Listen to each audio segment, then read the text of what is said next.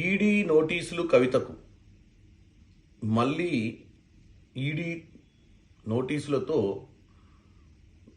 కొత్త డ్రామాకు తెరలేపి పార్లమెంట్ ఎన్నికలలో తెలంగాణ ప్రజలను మభ్యపెట్టి ఓట్లు దండుకోవాలన్న ఆలోచన బీజేపీకి వచ్చినట్టు అనిపిస్తుంది.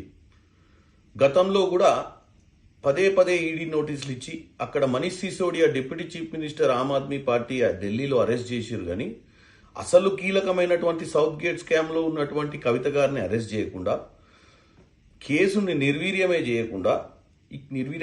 చేయడమే కాకుండా ఇక్కడ తెలంగాణ ప్రజలలో కానీ బీజేపీ నాయకులలో కానీ విమర్శలకు దారితీసినాయి.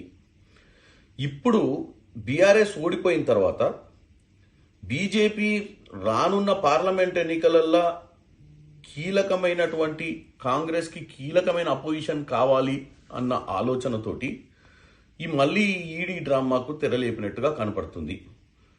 తెలంగాణ ప్రజలు ముఖ్యంగా బీజేపీ బీఆర్ఎస్ ఉన్నటువంటి సంబంధాలు, గతంలో వీళ్ళు 9.5 ఏళ్ల పాలన ఎన్ని స్కాములు జరిగినా వీళ్ళపై చర్యలు తీసుకోకపోవడం, ఈ లిక్కర్ స్కామ్లో కూడా పట్టించుకోకపోవడాన్ని ఆల్రెడీ గమనించారు.